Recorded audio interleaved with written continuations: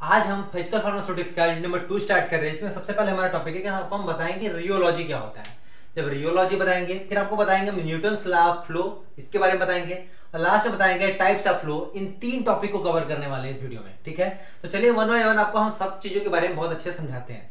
तो सबसे पहला चीज है रियोलॉजी। रियोलॉजी क्या होता है, क्या है रियोलॉजी का क्या मतलब होता है। देखो रियोलॉजी है क्या, पहले ये रियोलॉजी देखो, किसी भी पदार्थ के फ्लो की स्टडी करना, किसी भी पदार्थ के फ्लो की स्टडी करना ही रियोलॉजी कहलाता है।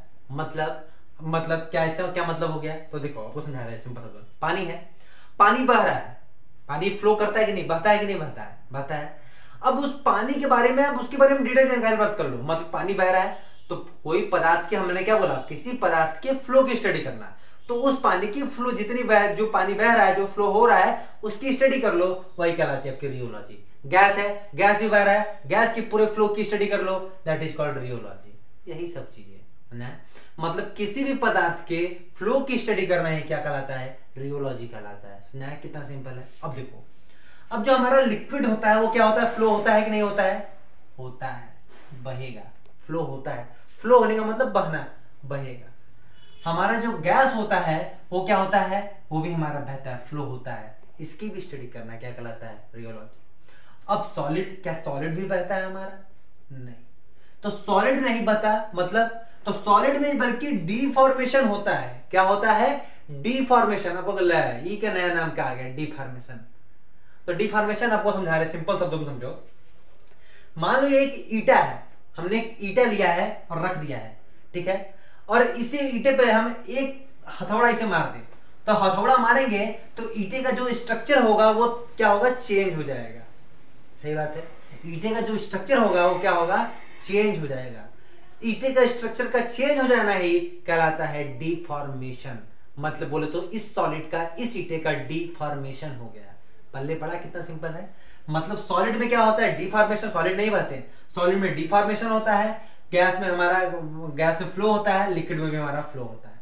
मतलब रियोलॉजी में हम क्या पढ़ेंगे, रियोलॉजी में हम लिक्विड के फ्लो की स्टडी करेंगे, गैस के फ्लो की स्टडी करेंगे, लेकिन सॉलिड के डीफॉर्मेशन की स्टडी करते हैं। पढ़ने पड़ा, कितना सिंपल है, बहुत आसान है। अब इतना अच्छे से आप समझ गए, अब रियोलॉजी का मतलब समझ गए। अब आपको दूसरा हेडिंग समझाते हैं, न्यूटन्स लॉ ऑफ फ्लो।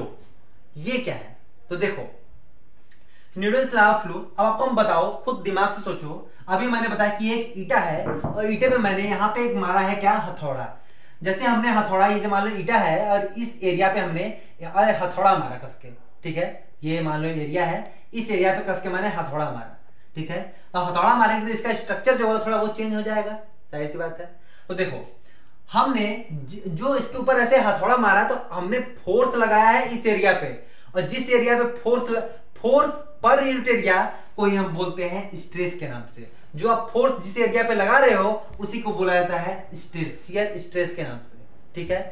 अब देखो यहाँ पर रेट ऑफ डिफॉर्मेशन क्या होता है, अब ये समझो पहले। तो रेट ऑफ डिफॉर्मेशन का मतलब जिस रेट से ये हमारा इसका स्ट्रक्चर चेंज हो रहा है। अब जरा खुद सोचो कि जब जितना ज्यादा फोर्स या जितना ज्यादा स्ट्रेस लगाओगे, जो रेट ऑफ डिफॉर्मेशन है, मतलब जो उसका स्ट्रक्चर बदलने का जो जितना तेज, उतनी ही तेजी से स्ट्रक्चर ऐसा क्या होगा, बदलेगा। इसका मतलब क्या, इसका मतलब ये कि जितना ज्यादा शियर स्ट्रेस जितना ज्यादा होगा, रेट ऑफ डिफॉर्मेशन भी उतना ही ज्यादा होगा, उतना ही जल्दी हमारा, उतना ही ज्यादा हमारा इसका स्ट्रक्चर चेंज होगा। अब देखो, अगर एक चीज के बढ़ाने से दूसरी चीज बढ़ती है तो वो दोनों एक दूसरे की डायरेक्टली प्रोपोर्शनल होते हैं। इसका मतलब तो जाहिर सी बात है, अगर शियर स्ट्रेस मतलब जो आप फोर्स लगा रहे हो, जो आप स्ट्रेस लगा रहे हो, अगर वो ज्यादा लगाओगे तो रेट ऑफ डिफॉर्मेशन मतलब इसका जो स्ट्रक्चर है वो ज्यादा चेंज हो सकता है, ठीक है। मतलब एक के बढ़ाने से दूसरा भी बढ़ेगा। अब कम फोर्स लगाओ, इसका रेट ऑफ डिफॉर्मेशन मतलब बोलो तो कम होगा। सही बात है। मतलब एक जैसा काम कर रहा है, दूसरा भी अगर वैसा ही काम करे, इसका मतलब दोनों एक दूसरे क्या होते हैं, डायरेक्टली प्रोपोर्शनल तब होते हैं। अगर एक के बढ़ने से दूसरा बढ़े, इसका मतलब दोनों एक दूसरे क्या है, डायरेक्टली प्रोपोर्शनल है। तो इसका मतलब इसके अकॉर्डिंग क्या होगा कि shear stress is directly proportional का साइन लगाया मैंने, रेट ऑफ डिफॉर्मेशन, ठीक है। अब देखो जो शियर स्ट्रेस है वो है क्या, तो ये इस एरिया पे फोर्स जो लग रहा है उसी को बोलते हैं शियर स्ट्रेस। तो फोर्स पर यूनिट एरिया जिस एरिया पे लगाया मैंने, डायरेक्टली प्रोपोर्शनल का साइन, डायरेक्टली प्रोपोर्शनल साइन। और रेट ऑफ डिफॉर्मेशन को मैंने लिखा है डीबी बटे डीआर से, ठीक है, डीबी बटे डीआर को मैंने लिखा हुआ है। तो अब देखो, अब हमको पता कि जब ये साइन हटता है तो बराबर के साथ एक कांस्टेंट जुड़ता है, और ये कांस्टेंट जुड़ा हुआ हमारा ईटा, आपको ईटा हमारा, तो एफ बाई ए बराबर ईटा डीबी अपॉन डी आर। ये हो गया हमारा फार्मूला न्यूटन या डिराइव हो गया हमारा न्यूटन लॉ ऑफ फ्लो। अब हो गया वहां पे ईटा क्या है, ईटा क्या है भैया हमारा, ईटा हमारा क्या है देख लेते हैं। ईटा है कोफिशिएंट ऑफ विस्कोसिटी, ठीक है, क्या हमारा है, कोफिशिएंट ऑफ विस्कोसिटी है, कोफिशिएंट ऑफ विस्कोसिटी,